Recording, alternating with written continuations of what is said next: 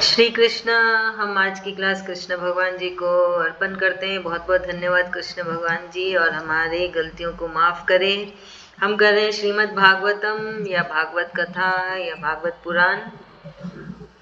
अभी चल रहा है पहला स्कंद और आज है 12वां अध्याय, है ना, 12th चैप्टर।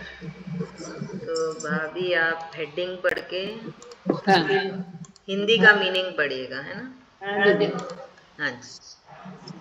अथ द्वादशोऽध्यायः परीक्षित का जन्म।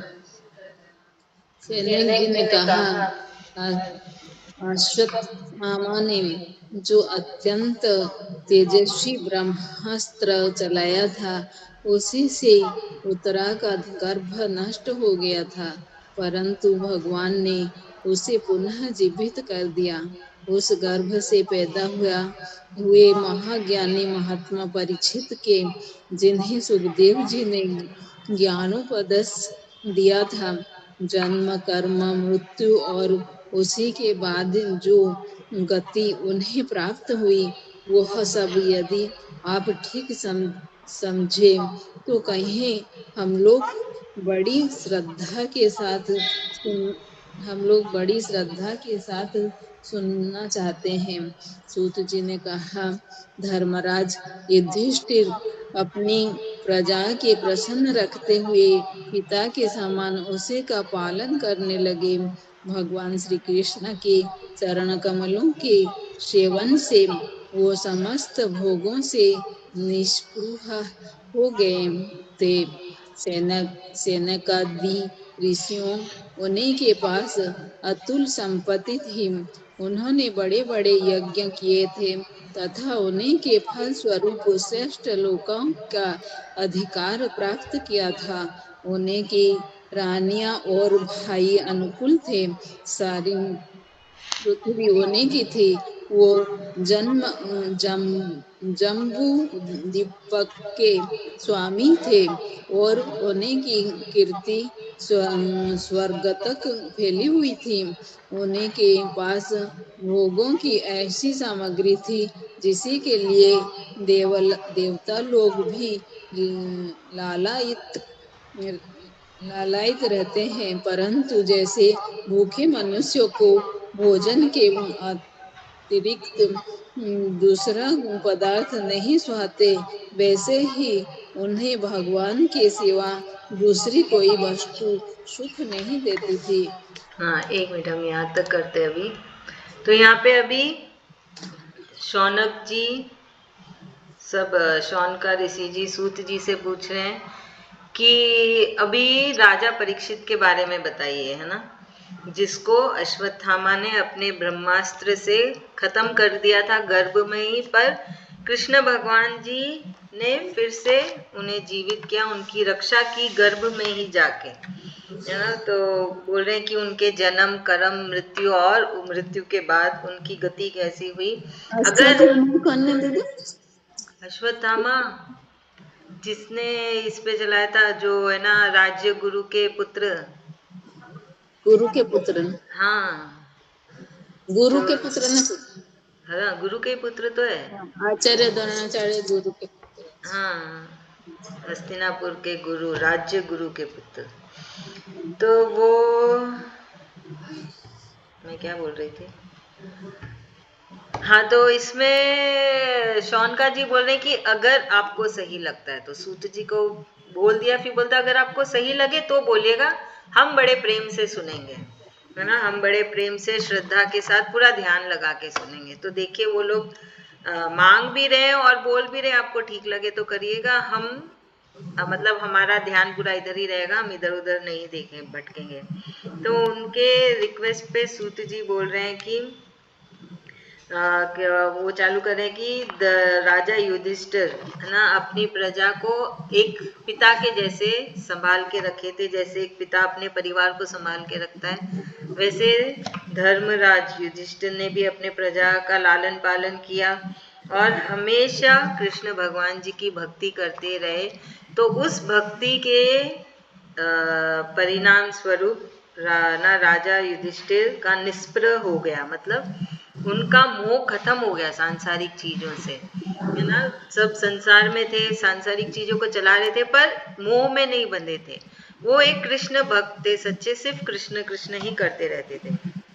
तो सूत जी कह रहे हैं कि शौनकादि ऋषियों, है ना, उनके पास बहुत संपत्ति थी। अब राजा युधिष्ठिर तो पूरे धरती के राजा थे, तो उनके पास बहुत सारी संपत्ति थी।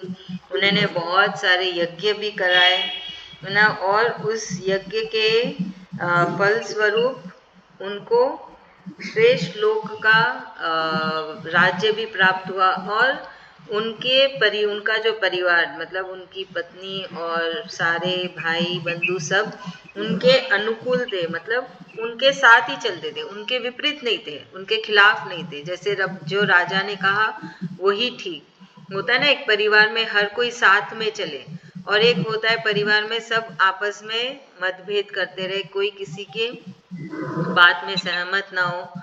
तो वैसा नहीं था, है ना। सब राजा युधिष्ठिर के अनुकूल थे, उनके साथ थे, और ये सारी पृथ्वी उनकी थी, और जन वो सारे पृथ्वी के राजा थे, और उनकी कीर्ति सब जगह पे फैली हुई थी। ये राजा युधिष्ठिर के बारे में बता रहे हैं सूत जी, है ना। तो राजा युधिष्ठिर ऐसा भोग भोग रहे थे जिसको भोगने के लिए देवता लोग भी हमेशा इसके ताक में रहते हैं कि हम भी ऐसा भोग भोगे, क्योंकि सब कुछ सात्विक है, सब कुछ बहुत अच्छा है।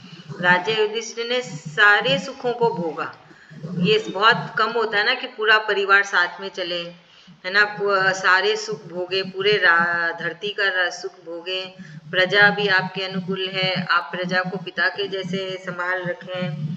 तो और कृष्ण भक्ति भी कर रहे हैं, बहुत बड़े कृष्ण भक्त है, संसार में रहते भी संसार से बहुत मोह माया में जुड़े हुए नहीं है, बस अपना कर्म कर रहे हैं। ऐसा सब कुछ एक साथ होना बहुत मुश्किल है। तो वही बता रहे हैं सूत जी कि ऐसा सुख भोगना तो, है ना, देवता लोग भी हमेशा ताक पे रहते हैं।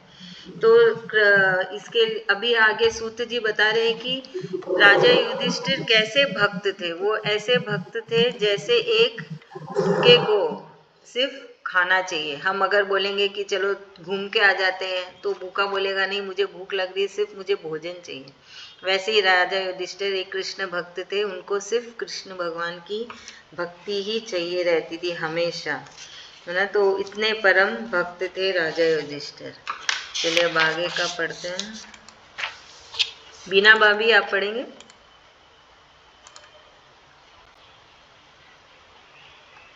ठीक है, सरोज भाभी आप पढ़िए, अनम्यूट करिएगा। ब्राह्मण कुमार के सया से नहीं तक्षा। नहीं, एक पेज भूल गया, शौनक जी। हाँ, डबल। हम्म। शौनक जी, उत्तरा के गर्भ में स्थित वह वीर शिशु परीक्षित जब अश्वत्थामा के ब्रह्मास्त्र के तेज से जलने लगा, तब उसी ने देखा कि उसी की आंखों के सामने एक ज्योतिर्मय पुरुष है। वह देखने में तो अंगूठे भर का है, परंतु उसका स्वरूप बहुत ही निर्मल है। अत्यंत सादर श्याम शरीर है, बिजली के समान चमकता हुआ पीतांबर धारण किए हुए है। सिर पर सोने का मुकुट झिलमिला रहा है। उस निर्विकार पुरुष की बड़ी ही सुंदर लंबी लंबी 4 भुजाएं हैं। कानों में तपाए हुए स्वर्ण के सुंदर कुंडल है। आंखों में ललिमा है। हाथ में लुके के समान जलती हुई गदा लेकर उसे बार बार चूमता जा रहा है, और स्वयं शिशु के चारों ओर घूम रहा है। जैसे सूर्य अपनी किरणों से कुहेरे को भगा देते हैं, वैसे ही वह उस गदा के द्वारा ब्रह्मास्त्र के तेज को शांत करता जा रहा था। उस पुरुष को अपनी समीप देखकर वह गर्भस्थ शिशु सोचने लगा कि यह कौन है। इस प्रकार उस 10 मास के गर्भस्थ शिशु के सामने ही धर्म रक्षक अप्रमेय भगवान श्री कृष्ण ब्रह्मास्त्र के तेज की को शांत करके वही अंतर्धान हो गए। हाँ, तदंतर 1 मिनट भाभी, यहाँ तक करते हैं। तो अभी यहाँ पे सूत जी बता रहे हैं कि कैसे, है ना, क्योंकि शौनक जी सब पूछे राजा परीक्षित के बारे में बताइए, तो अभी यहाँ पे गर्भ से चालू कर रहे हैं, है ना। तो राजा परीक्षित ने देखा कि गर्भ में, जब वो 10 मास के थे गर्भ में, उत्तरा के गर्भ में, तब उन्होंने देखा कि, है ना, उनके सामने एक बहुत ही तेजस्वी अंगूठे जितना कोई पुरुष है ना। तो उनका पूरा डिटेल में बताया है कि कैसे वो एकदम निर्मल स्वरूप था, मतलब वो देखने में कैसे थे, निर्मल थे, है ना। उनकी 4 भुजाएं थी, श्याम सुंदर शरीर था, बिजली के समान चमकता हुआ वो पीतांबर पहन रखे थे। भाभी हम 136 पेज कर रहे हैं, रंजीता भाई 136, है ना। फिर सर के ऊपर सोने का मुकुट धारण करे हुए थे, और फिर कानों में सोने के कुंडल थे, आंखों में लालिमा थी, हाथ में, है ना, गदा था, और वो गदा को कृष्ण भगवान जी घुमा रहे थे। किससे, क्यों घुमा रहे थे? क्योंकि ब्रह्मास्त्र उस गर्भ की तरफ आ रहा था, तो कृष्ण भगवान, और ब्रह्मास्त्र बहुत तेज से आया, तो कृष्ण भगवान जी अपने गदे से उस ब्रह्मास्त्र को शांत कर रहे थे, और उस जीव के चारों ओर घूम के उसकी रक्षा कर रहे थे, है ना। और वो सूत जी बोल रहे हैं कि कैसे, जैसे सूर्य भगवान आते हैं तब क्या होता है, जो वो पूरा फॉग रहता है ना, वो पूरा चला जाता है ना, है कि नहीं। जब उसके पहले क्या, ठंड के मौसम में पूरी तरह फॉग रहता है, और जब सूरज भगवान आते हैं वो सारे छट जाते हैं। वैसे ही कृष्ण भगवान जी, वो ब्रह्मास्त्र आया है, और कृष्ण भगवान जी उसको छाट रहे हैं, हटा रहे हैं, ब्रह्मास्त्र को शांत कर रहे हैं। तो फिर गर्भ में ही राजा परीक्षित सोच रहे हैं कि ये कौन है जो, है ना, इस गर्भ में मेरे साथ आ गए और मेरी रक्षा कर रहे हैं। और वो देखे कि जब वो ब्रह्मास्त्र शांत हो गया, ब्रह्मास्त्र चले गया, तो वो अंगूठी के जितना स्वरूप श्री कृष्ण भगवान अंतर ध्यान हो गए, मतलब उस गर्भ से चले गए। तो ऐसे कृष्ण भगवान जी ने राजा परीक्षित को बचाया, बल्कि पांडवों के वंश की रक्षा की, क्योंकि वो ही था आखिरी बीज पांडवों की उसको आगे लेके जाने के लिए। तो ऐसे कृष्ण भगवान जी ने, है ना, अनहोनी को होनी में कर दी, या जो लिखी थी उसको बदल दी। जो इतना बड़ा ब्रह्मास्त्र तेजस्वी, इतना, वो भी, उसको भी खत्म कर दिया। तो वैसे ही अभी हमारे तरफ तो ब्रह्मास्त्र आएगा नहीं, हमारे तरफ इस काल के हिसाब से मुश्किलें आएंगी, है ना। तो उसको बचाने के लिए, उससे अपने आप को, अपने परिवार को बचाने के लिए कृष्ण कृष्ण करना है। तो अभी देखिए, अभी भागवतम में देखते हैं कि पूरा पांडव परिवार कृष्ण भगवान जी का बहुत बड़ा भक्त, हर कोई, है ना, सिर्फ 1 या 2 नहीं। तो इसलिए कृष्ण भगवान जी वहीं पे बंधे हुए हैं, उस पूरे परिवार की रक्षा करते रहते हैं, उनको, है ना, सब मुश्किलों से बचाते रहते हैं, क्योंकि हर कोई तो कृष्ण कृष्ण कर रहा है हमेशा, हर पल। सिर्फ अर्जुन नहीं है, या सिर्फ कुंती देवी नहीं है, कि सिर्फ राजा युधिष्ठिर नहीं है, सब कोई कृष्ण भक्त है। उनके बाद वाली पीढ़ी भी कृष्ण भक्ति है ना। तो बहुत वो स्वाभाविक हो जाता ना कि कृष्ण भगवान कैसे छोड़ के जाएं, है कि नहीं। तो वैसे ही हमें भी कोशिश करना चाहिए कि हम धीरे धीरे, एक साथ नहीं, जबरदस्ती भी नहीं, धीरे धीरे करके भी अपने परिवार, आजू बाजू सबको, है ना, कृष्ण भगवान से जोड़े, ताकि कृष्ण भगवान भी हमेशा हमारे परिवार के साथ रहे, हमारे साथ ही नहीं बल्कि सबके साथ, है ना। क्योंकि किसी को भी तकलीफ होगी परिवार में, तो तकलीफ तो अपन को भी होगी। ऐसा तो नहीं है कि हम बोलेंगे ठीक है तुम जाओ, तुम्हारी मुश्किल है। तो वैसे तो ये होता है कि जब सब कृष्ण भक्त बनते हैं तो अब एक पूरा परिवार कृष्ण भक्त बनता है। तो हम कोशिश कर सकते हैं, फिर आगे कृष्ण भगवान जी की मर्जी है। चलिए अभी हम आगे का पढ़ते हैं। रंजीता भाभी आप पढ़ लीजिए। हाँ जी। सौनक जी, यहाँ से ना सौनक जी नहीं, उत्तरा उसके के नीचे वाला, उसके नीचे वाला तदंतर। तदंतर अनुकूल ग्रहों के उदय से युक्त समस्त सद्गुणों को विकसित करने वाले शुभ समय में पांडु के वंशधर परीक्षित का जन्म हुआ। जन्म के समय ही वह बालक इतना तेजस्वी दिख पड़ता था मानो स्वयं पांडु ने ही फिर से जन्म लिया हो। पौत्र के जन्म की बात सुनकर राजा युधिष्ठिर मन में बहुत प्रसन्न हुए। उन्होंने धौम्य, कृपाचार्य आदि ब्राह्मणों से मंगल वाचन और जात कर्म संस्कार करवाए। महाराज युधिष्ठिर दान के योग्य समय को जानते थे।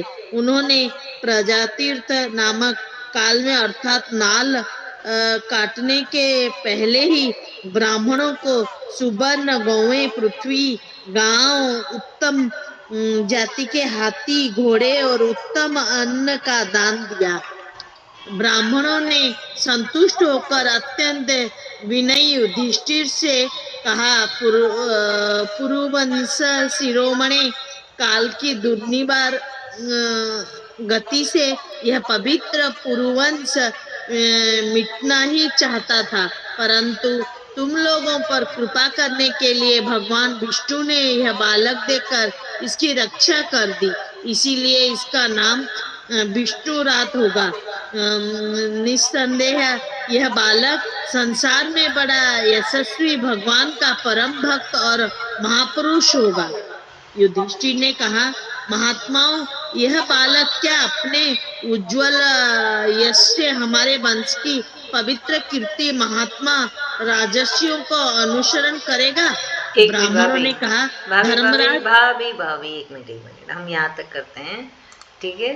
तो इधर अब सूत जी बोल रहे हैं कि सब ग्रहों, नक्षत्र और काल के एकदम शुभ घड़ी पे राजा परीक्षित का जन्म हुआ, है ना। तो बोल रहे हैं कि उसका तेज इतना था कि मानो फिर से पांडव ही जन्म कर लिए। जब वो जन्मा, वो शिशु इतना तेजस्वी था, है ना। तो युधिष्ठिर, जब राजा युधिष्ठिर को अपने पौत्र की जन्म की खुशी मिली तो उन्होंने बहुत सारे, है ना, मंगल वाचन और जात कर्म के संस्कार करवाए अपने सारे राज पुरोहित और दूसरे ब्राह्मणों के साथ। और राजा युधिष्ठिर को भी पता था दान कब करना चाहिए। तो ये देखिए, दान कब करना चाहिए, भगवत गीता में भी आया था। कृष्ण भगवान जी ने कहा था दान भी ऐसा हो, समय पे हो, है ना। तो याद होगा तो कृष्ण भगवान बोले ऐसा नहीं कि आपकी मर्जी हुई और आपने दान कर दिया, कभी भी कर दिया, किसी को भी दे दिया, वो दान नहीं होता है। दान के भी कुछ होते हैं नियम, जो हमने भगवत गीता में पढ़ी थी। तो यहाँ पे भी राजा युधिष्ठिर को दान के नियम पता थे, समय पता था, तो उसके अनुकूल उन्होंने ब्राह्मणों को स्वर्ण दिए, गो, पृथ्वी, गांव, उत्तम हाथी, घोड़े। तो उस समय में हाथी घोड़े की जरूरत होती थी तो उन्होंने वो दिया। अब हम जिस काल में हैं उस काल के अनुकूल, उसके हिसाब से हमें दान पुण्य करना चाहिए, है ना। फिर बोल रहे हैं कि ब्राह्मण लोग बोल रहे हैं राजा युधिष्ठिर को कि काल तो आपके वंश को मिटाना चाहता था, पर आप पे कृष्ण भगवान की बहुत कृपा है, जो, है ना, विष्णु भगवान ने आपको ये बालक दे, उसकी बालक की रक्षा की और आपके वंश को आगे बढ़ाया है। तो बोल रहे हैं कि इसलिए इस जीव का नाम होगा विष्णु रात। और बोल रहे हैं कि निस्संदेह ये बहुत ही बड़े भगवान के भक्त होंगे, महापुरुष होंगे और बड़े ही यशस्वी होंगे। तो बोल रहे हैं कि बालक बहुत अच्छे समय पे और बड़े अच्छे भाग्य के साथ पैदा हुआ है। तब राजा युधिष्ठिर के मन में और सवाल आए तो उन्होंने पूछा कि आप थोड़े विस्तार में बताइए इस बालक के भविष्य को, इसके जीवन को, और क्या ये वंश को, है ना, वंश को और महात्माओं के अनुसरण करेगा क्या, मतलब सारे नियमों का पालन करेगा क्या, जो नियम उस समय था। एक राजा के घर में पैदा हुआ ये बालक, तो राज्य नियम अलग होते हैं, है ना, राजा के नियम अलग होते हैं, तो उनके हिसाब से वो क्या नियमों का पालन करेगा, मतलब एक अच्छा सात्विक जीवन रहेगा ना, कैसा रहेगा बालक, सात्विक होगा कि तमस होगा कि रजस होगा, अच्छा मनुष्य होगा, कैसा जीव बनेगा, तो ये सब राजा युधिष्ठिर सारे ब्राह्मणों से पूछ रहे हैं। हाँ, चलिए हम आगे का देखते हैं।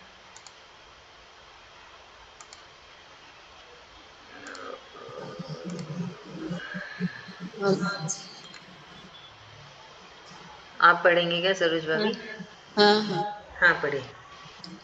ब्राह्मणों ने कहा, धर्मराज, यह मनुपुत्र इक्ष्वाकु के समान अपनी प्रजा का पालन करेगा तथा दशरथ नंदन भगवान श्री राम के समान ब्राह्मण भक्त और सत्य प्रतिज्ञा होगा। यह उसी नरनरेश शिवी के समान के समान दाता और शरणागत वत्सल होगा तथा यज्ञ को में दुष्यंत के पुत्र भरत के समान अपने वंश का यश फला दिएगा। धनुर्धर में यह सहस्त्र बाहु अर्जुन और अपने दादा पार्थी के समान अग्रगण्य होगा। वह अग्नि के समान दुर्धर्ष और समुद्र के समान दुस्तर होगा। यह सिंह के समान पराक्रमी, हिमाचल के तरह आश्रय लेने योग्य, पृथ्वी के सदृश तितिक्षु और माता पिता के समान सहनशील होगा। इसी में पितामह ब्राह्मण के समान समता रहेगी। भगवान शंकर की तरह यह कृपालु होगा और संपूर्ण प्राणियों को आश्रय देने में यह लक्ष्मीपति भगवान विष्णु के समान होगा। यह समस्त सद्गुणों की महिमा धारण करने में श्री कृष्ण का अनुयायी होगा। रंती देव के समान उदार होगा और ययाति के समान धार्मिक होगा। धैर्य में बलि के समान और भगवान श्री कृष्ण के प्रति दृढ़ निष्ठा में यह प्रहलाद के समान होगा। यह बहुत से अश्वमेध यज्ञों का करने वाला और बुद्धों का सेवक होगा। इसी के पुत्र राजर्षि होंगे। मर्यादा का उल्लंघन करने वाले को यह दंड देगा। यह पृथ्वी माता और धार्मिक के रक्षा के लिए कलयुग का भी दमन करेगा। ब्राह्मण कुमार के साप से तक्ष के द्वारा अपनी मृत्यु सुनकर यह सबकी आसक्ति छोड़ देगा और भगवान के चरणों की शरण लेगा। राजन, व्यास नंदन सुखदेव जी से यह आत्मा के यथार्थ स्वरूप का ज्ञान प्राप्त करेगा और अंत में गंगा तट पर अपने शरीर को त्याग कर निश्चय ही अभय पद प्राप्त करेगा। हाँ, जो एक मिनट भाभी अभी यहाँ पे राजा युधिष्ठिर जी के रिक्वेस्ट पे वहाँ पे सारे ब्राह्मण बता रहे हैं उनके दिव्य शक्ति से कि कैसा होगा इस शिशु का जीवन और ये कैसा रहेगा, इसका स्वभाव, इसके विचार और इसके गुण, है ना, इसमें क्या खूबी रहेगी। तो ये सबका एक मेल है ना, सब सारे जीवों का अब तक जो धरती पे महान महान जीव आए, सबके महान गुण सब मिला के इस राजा परीक्षित में रहेंगे। तो सबसे पहले आए मनु पुत्र इक्ष्वाकु, है ना, उनके समान जो सबसे पहले राजा थे, सबसे पहले राजा राम जी के वंश के, अयोध्या के जो सबसे पहले मनु के पुत्र इक्ष्वाकु के गुण रहेंगे इसमें, जो लालन पालन करेंगे। फिर दशरथ नंदन राम जी के समान रहेंगे, है ना, जो ब्राह्मण भक्त और सत्य प्रतिज्ञा, जो हमेशा सत्य बोलेंगे, ऐसे ये गुण रहेगा उनमें। फिर उशी नर्न शिव के समान दाता रहेंगे, है ना। फिर दुष्यंत पुत्र भरत के समान वो अपने वंश का यश फैलाएंगे। फिर अर्जुन के समान धनुर्धरी रहेंगे और अपने दादा पार्थ के समान अग्रण्य रहेंगे। अग्नि के समान दुर्गशर रहेंगे, समुद्र के समान दुस्तर रहेंगे। तो ऐसे बता रहे हैं कि हर किसी की जो खूबी है वो सारी राजा परीक्षित में है। सिंह के समान एकदम परिक्रामी रहेंगे, हिमाचल के समान आश्रय देने वाले। क्या करते हैं हिमाचल पर्वत, है ना, वो हमारे भारत को बचा के रखें। अगर वहाँ पे हिमाचल पर्वत ना हो तो पूरी ठंड इधर ही आ जाएगी। तो पूरा हिमाचल पर्वत तो सारे ठंड को रोक के रखा है, ताकि ये जो पूरा, है ना, क्लाइमेट है वो संतुलित रहे इंडिया में, भारत में। फिर पृथ्वी के सदृश तीक्षु और माता पिता के समान सहनशील रहेंगे, है ना। तो ऐसे बता रहे हैं। फिर पितामह के समान समता रहेगी, भगवान शंकर की तरह कृपालु होंगे, और लक्ष्मीपति भगवान श्री विष्णु के समान वो हमेशा प्राणियों को आश्रय देंगे। समस्त सद्गुण, है ना, महिमा धारण करने में श्री कृष्ण अनुयायी होंगे। रंती देवी के समान उदार होंगे। फिर ऐसे यताति के समान धार्मिक होंगे, और प्रहलाद के जैसे हमेशा कृष्ण भगवान में उनका, है ना, भक्ति हमेशा अटल रहेगी। तो प्रहलाद का एग्जाम्पल दिया है जो कृष्ण भक्त है, तो बोले प्रहलाद के समान वो कृष्ण भक्त रहेंगे, है ना। फिर बहुत सारे अश्वमेध यज्ञ भी करवाएंगे, वृद्धों की सेवा करेंगे, और उनके पुत्र आगे इस वंश को बढ़ाएंगे। और जो नियमों का उल्लंघन करते हैं, मर्यादा का उल्लंघन करेंगे, उनको दंड भी देंगे। और फिर पृथ्वी माता को और धर्म को बचाने के लिए ये कलयुग का दमन भी करेंगे। तो धरती माँ को बचाने के लिए, बल्कि राजा परीक्षित ने तो देखा था कि कलयुग का आना सही रहेगा इस काल, इस समय में, और कृष्ण जल्दी मिल जाएंगे। तो इसलिए राजा परीक्षित ने कलयुग को भी आने दिया, है ना। तो बोल रहे हैं कि फिर आगे बता रहे हैं कलयुग के आने के बाद क्या होगा। राजा परीक्षित को श्राप मिलेगा, श्राप मिलने के बाद वो उनका वो सारा सब कुछ छोड़ के चले जाएंगे, अपनी राज्य प्रजा,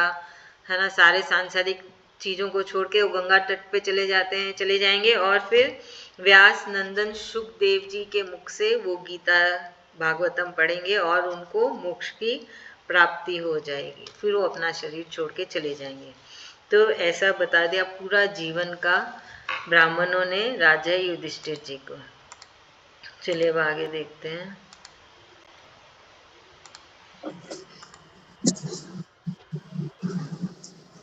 हाँ पढ़ लीजिए सरोज मैम। हाँ हाँ। ज्योतिष शास्त्र के विशेष यज्ञ ब्राह्मण राजा युधिष्ठिर को इस प्रकार बालक के जन्म लगन का फल बतलाकर और भेंट पूजा लेकर अपने अपने घर चले गए। वही यह बालक संसार में परीक्षित के नाम से प्रसिद्ध हुआ, क्योंकि वह समर्थ बालक गर्भ में जन्म पुरुष का दर्शन पा चुका था। इसका स्मरण करता हुआ लोगों में उसी की परीक्षा करता रहता था कि देखे इनमें से कौन सा वह है। जैसे शुक्ल पक्ष में दिन प्रतिदिन चंद्रमा अपनी कलाओं से पूर्ण होता हुआ बढ़ता है, वैसे ही वह राजकुमार भी अपने गुरुजनों के लालन पालन से क्रमशः अनुदित बढ़ता हुआ शीघ्र ही साधना हो गया। इसी समय स्वजनों के वध का प्रायश्चित प्रायश्चित करने के लिए राजा युधिष्ठिर ने अश्वमेध यज्ञ के द्वारा भगवान की आराधना करने के विचार किया, परंतु प्रजा से वसूल किए हुए कर और दंड जुर्मन ने की रकम के अतिरिक्त और धन न होने के कारण वो बड़ा चिंता में पड़ गए। उनका अभिप्राय समझकर भगवान श्री कृष्ण के परिणाम से उनके भाई उत्तर दिशा में राजा मारुत और ब्राह्मण द्वारा छोड़ा हुआ बहुत सा धन ले आए। उसे से यज्ञ के सामग्री एकत्र करके धर्म भीरु महाराज युधिष्ठिर ने 3 अश्वमेध यज्ञों के द्वारा भगवान की पूजा की।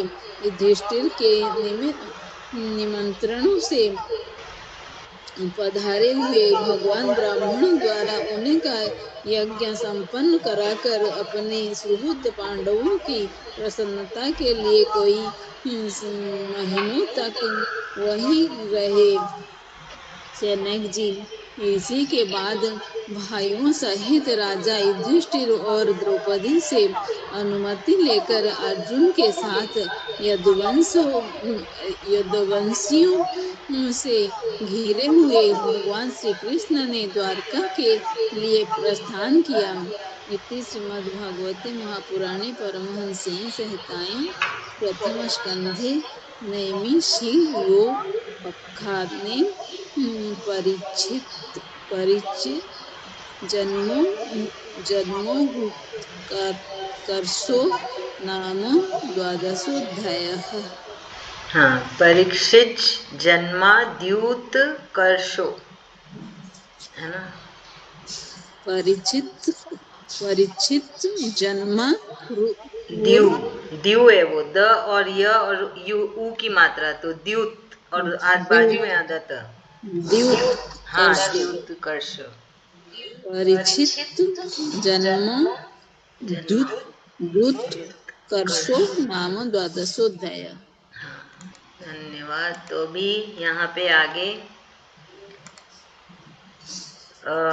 तो ये सब कोई आम ब्राह्मण नहीं थे जिन्होंने राजा परीक्षित का पूरा जीवन देख लिया। ये बड़े ही है ना ज्ञानी, ज्योतिष शास्त्र में निपुण इन ब्राह्मणों ने सब कुछ बता दिया इस जीव के पूरे जीवन के बारे में। और राजा है ना युधिष्ठिर ने उन्हें बहुत सारा धन भेंट दिया, वो सब लेके चले गए। तो फिर बता रहे हैं कि जो ये जीव पैदा हुआ वो कैसे बड़ा हुआ है ना। वो अपने गुरु के साथ अपने ना सारे वो लोग तब गुरुकुल जाते थे ना, बड़े थोड़े 5-6 साल के होने के बाद वो लोग गुरुकुल जाके सारी शिक्षा लेके फिर बड़े होके वापस आते थे। तो वो गुरुकुल में रहते हुए, और राजा परीक्षित को ये बात याद रह गई कि वो जब गर्भ में थे उन्होंने ऐसा दृश्य देखा कि कोई अंगूठे के समान आके उनकी रक्षा कर रहा है। ये बात राजा परीक्षित को याद रह गई। तो जो परीक्षित थे वो जब अपने गुरुकुल में थे तो वो हर एक गुरु को है ना जांचते थे कि कहीं आप भी तो नहीं थे जो आके मेरी गर्भ में रक्षा किए है ना। तो वो बालक थे और वो ऐसे हर किसी को जांचते रहते थे, जिससे भी मिलते थे, जो भी बड़ा उनसे मिलता, जो भी जीव उनसे मिलता, वो सबसे जांच करते करते ऐसे ही वो बड़े हो गए, सयाने हो गए।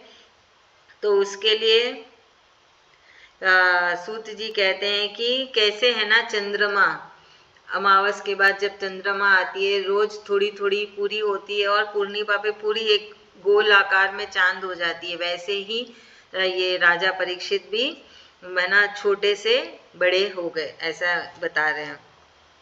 फिर अभी राजा युधिष्ठिर के मन में आ रहा है कि उन्होंने अपने ही स्वजनों का वध किया महाभारत में, तो उनके अंदर अभी भी वो है फीलिंग, गिल्ट है कि मैंने अपने ही स्वजनों का वध किया, मतलब अपने ही दोस्त, भाई, बंधु, रिश्तेदारों का वध किया। तो वो उनके अंदर है कि इस पाप से मुझे बाहर निकलना है, तो उसके लिए उनको है ना, अश्वमेध का यज्ञ कराना था, पर उनके पास अभी धन की कमी थी, है ना। जितना उन्होंने अपने प्रजा से लिया दंड और कर, मतलब अभी हमारे हिसाब से टैक्स और जो भी फाइन भर के, है ना, उनके पास रकम की कमी पड़ रही थी।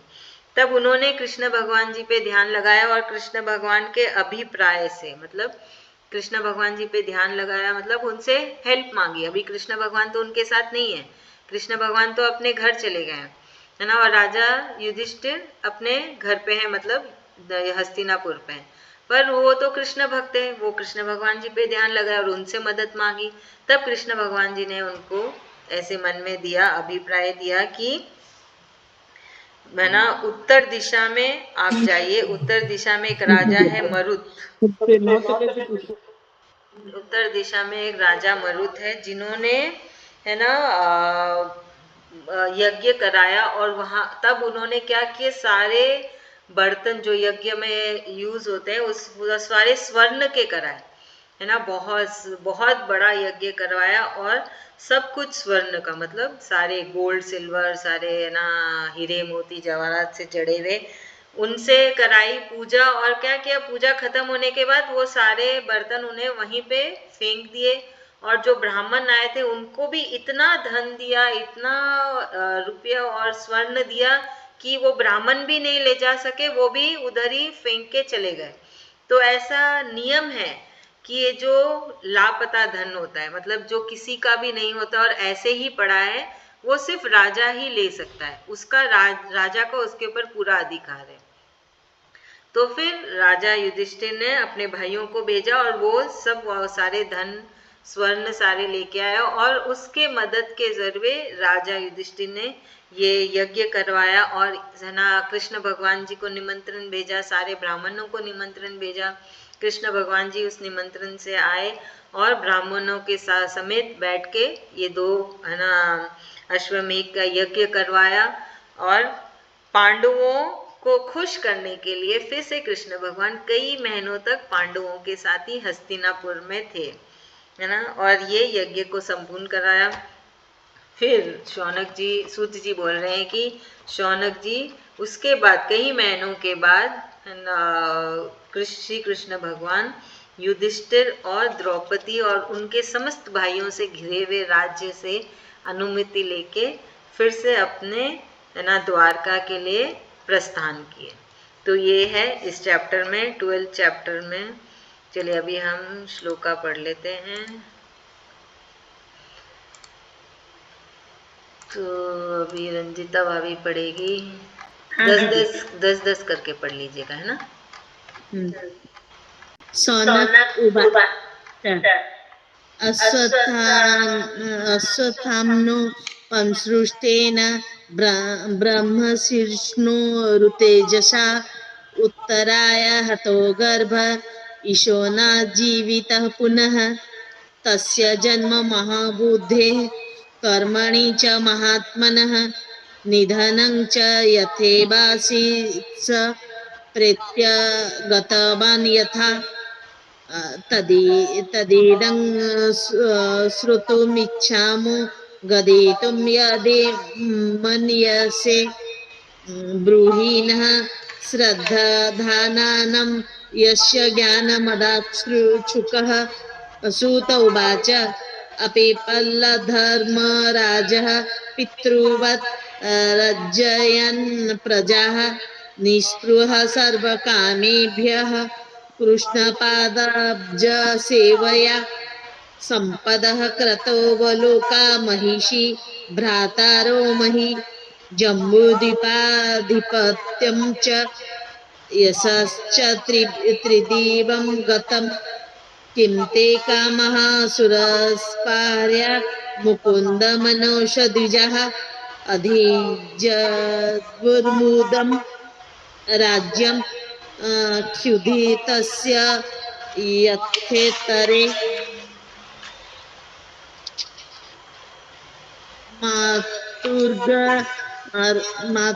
मातुर्गर्भगतो वीरः स तदा भृगुनन्दन ददर्श पुरुषं कश्चिद्ह्यमानोऽस्त्र तेजसा अंगुष्ठ मात्र ममलं स्फुरत्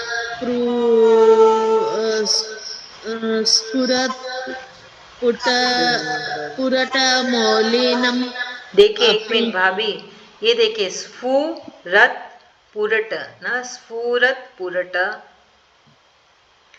स्फुरत् स्फुरत् पुलट मौलिनम। हाँ, और ऊपर वाले लाइन में देखें, ये क के बाद न है आधा, किंचित द्य द य मानोस्त्र तेजसा, ये आधा न है, क के बाद है ना।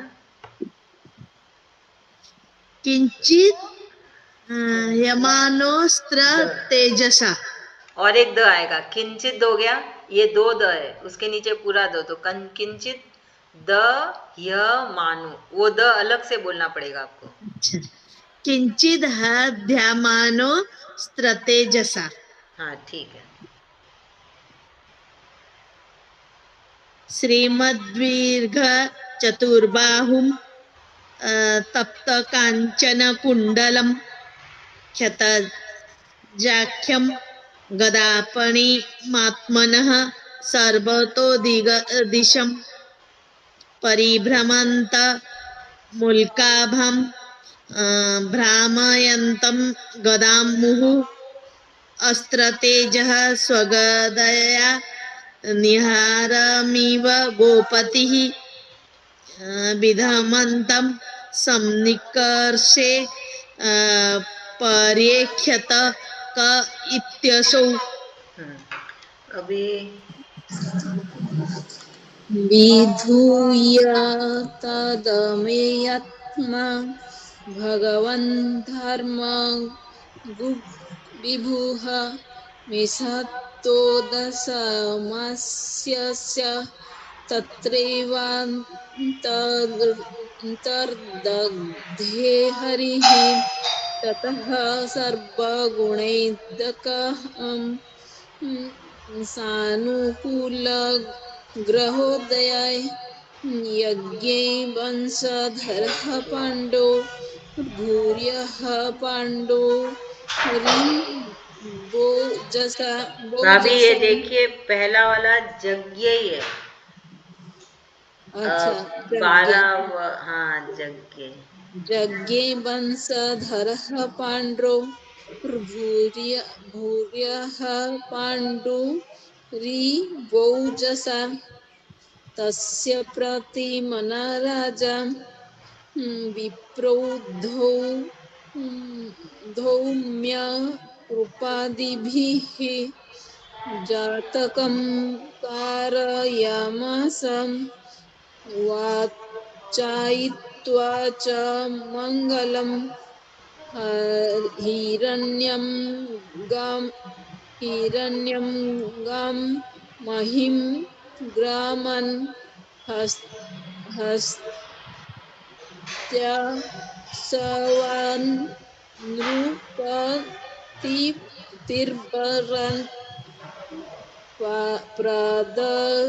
प्रादत्स्वनं च विप्रेभ्यः प्रजातीर्थे स तीर्थर्वित्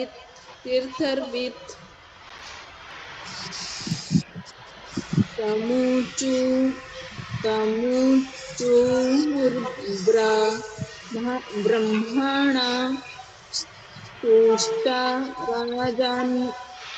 राजानं प्रश्रयान्वितम् एष हयास्मिन् प्रजातन्तौ पुरूणां पौरवर्षभ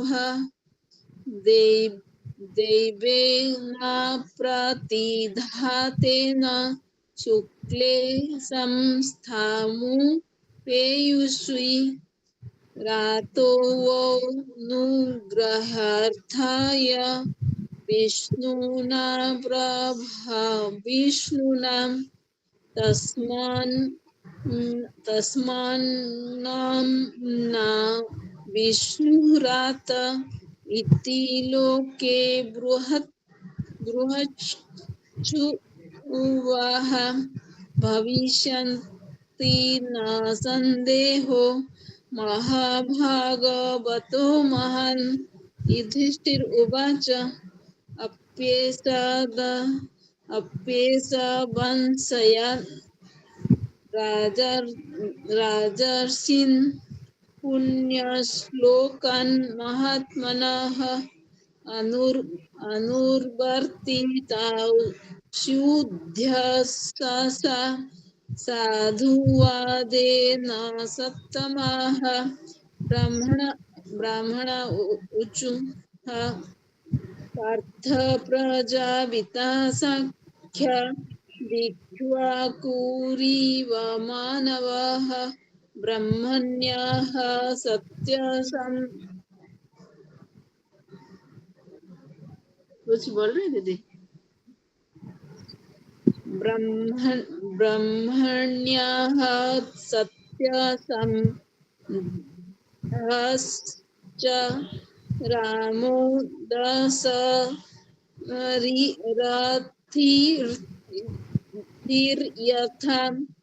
यशदाता शरण्यश्च यथा हयषि नरः शिबिः यशोभितनितास्वानं दयिष्यन्तीरिव यज्वनं। मम्मी आप पढ़ोगे? डॉक्टर वाडिया मेडिकल टीवीएमसीआर क्या है? कौन सा डॉक्यूमेंट? हाँ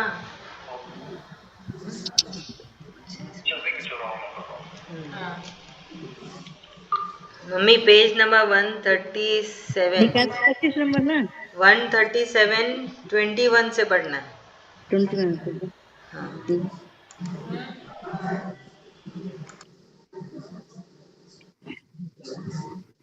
दंपि नाम गणिदेश तुल्य तुल्यश्चार्जुनयो योर्धेयोः हुताशा इव दुर्धर्षः समुद्र इव दुस्तरः मृगेन्द्र इव विक्रान्त निषेव्यो हिमवानिव तित्तिक्षुर्व सुधेवासु सहिष्णु पितराविव पितामह समः साम्ये प्रसादे गिरिशोपमः आश्रयः सर्वभूतानां यथा देव रमाश्रयः सर्वसद्गुणमाहात्म्य एष कृष्णमनुव्रतः रन्ति देव इवोदार ययातिरिव धार्मिकः धृत्या बलिं समः कृष्णे प्रहलाद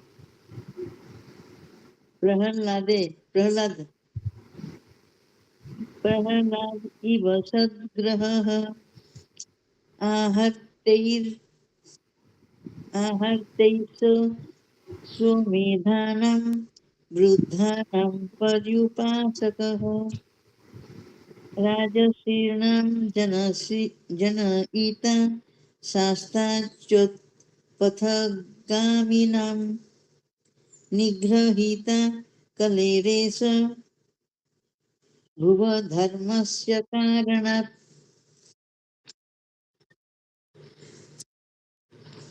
तक्षकादात्मनो मृत्युं द्विजपुत्रपसर्जितात् प्रपश्यत उपसृत्य मुक्तसङ्गः पदं हरेः जिज्ञासितात् मयाथात्म्य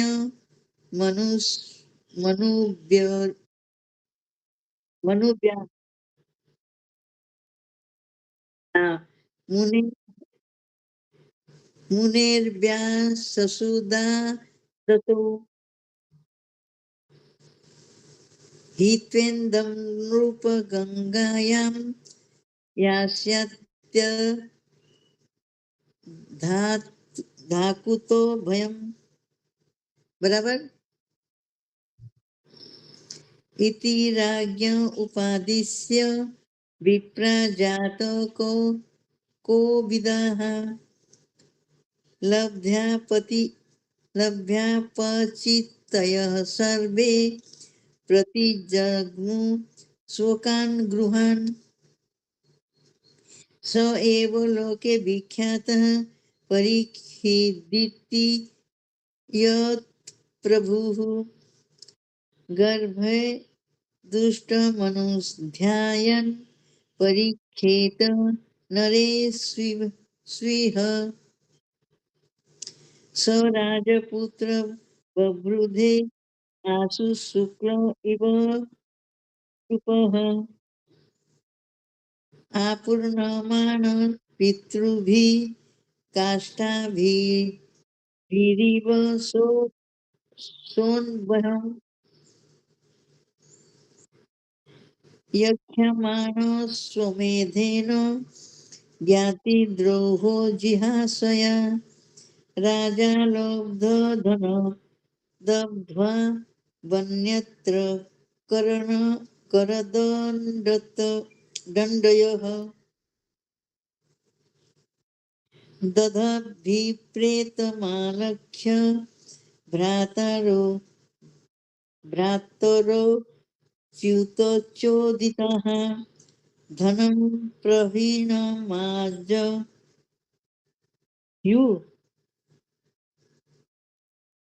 माज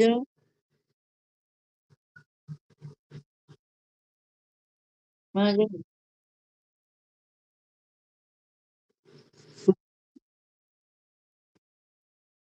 प्रहीणमाजल्लु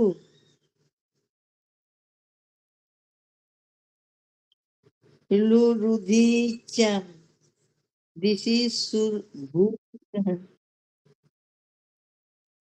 च्यां रुधिच्यां दिशि भूरि सह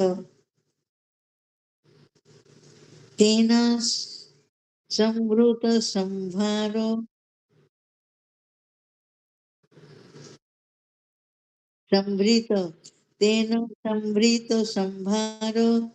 धर्मपुत्र युधिष्ठिरः बाजी मेधै स्त्रीभिः भातो यज्ञै समयज्ञ धरिं समयज्ञ धरिं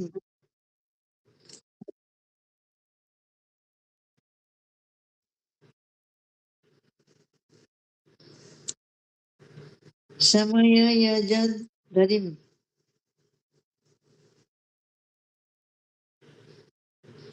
आहूत भगवान् राज्ञा याजयित्वा द्विजैरूपम् उवास काति चिन्मासान् कति चिन्मासान् सुहृदं प्रियकाम्यया सुरीदाम, ह के नीचे री की मात्रा है। सुरीदाम। सुहृदं हाँ सुहृदं प्रियकाम्यया हाँ। ततो राज्ञाभ्यो नुज्ञात कृष्णया सह बन्धुभिः यो यो ययौ द्वार ययौ। यो यो न हाँ ययौ। यो यो द्वारवर्तिं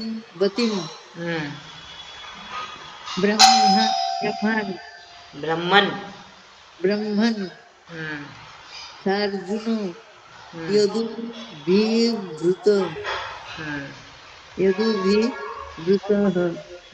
इति श्रीमद्भागवते महापुराणे परमहंस्य संहिता प्रथमस्कन्धे नैमिषीयोपाख्याने परीक्षितज्ञान माधुकर्ष नाम द्वादशोऽध्यायः। हरि ओम तत्सत्। हरि ओम तत्सत। हरि ओम तत्सत। धन्यवाद। बहुत बहुत आप सबका कृष्ण भगवान जी का धन्यवाद। हमने कर ली 12 अध्याय तक। फिर आगे कल 13 करेंगे। वो 13 बड़ा है, 51 श्लोकास है।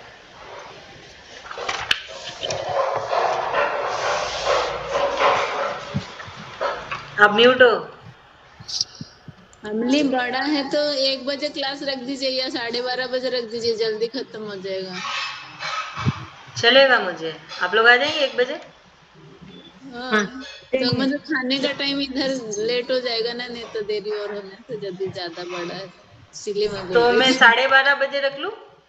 हाँ पक्का? हाँ, आ जाएंगे। ठीक है, तो 12:30 बजे रख लेते हैं। नहीं नहीं, कल तो मेरे को पता नहीं शादी में कितनी बजे सुबह जाना है कि शाम को जाना है। अच्छा, कौन? शाम को जाऊंगी तो सुबह आ जाऊंगी, जाऊंगी तो फिर जाना सही तो पक्का नहीं है। मैं टाइम नहीं ठीक है, जाना है। सरोज भाभी और रंजिता भाभी आ जाएंगी ना 12:30 बजे। हाँ, अगर ऊपर का रहेगा तो मैं 12:30 आ जाऊंगी। कल तो मैं पूरा फ्री हूँ। ऐसे फ्री भी खाली शादी में जाना है, हाथ काम लेना है तो नहीं मैं हाँ हाँ, कोई बात ये नहीं नहीं मम्मी। रहेंगे, कल सुबह भोरे 4 बजे दिल्ली जा रहे हैं, तो मैं तो पूरा फ्री हूँ कल दिन भर। मेरे को बस भगवान के लिए कुछ भोग बनाना है और कुछ काम नहीं है, चाहे दिन भर ही करूँ। चलो अच्छा, जैसे कृष्ण भगवान की इच्छा। हाँ। कृष्ण भगवान। शनिवार को मैं नहीं रहूंगी, शनिवार को नहीं रहूंगी। अच्छा, मैं भी शादी में जा रही हूँ शनिवार को। ये 2 3 दिन में भी शादी शादी है, 10 तारीख तक है। हाँ, ये शादी और शादी तब है। तो फिर रात को है। सोमवार कल को आऊंगी, जो कितना बजे आती हूँ, क्लास अटेंड कर लूंगी, सोमवार को रहेगा तो ऐसा कुछ नहीं। ठीक है, मैं भी कोशिश पूरी कृष्ण भगवान की मर्जी से कि हम रोज क्लास करें। और हाँ, दास की बेटी की है तो जाना ही पड़ेगा, घर का है।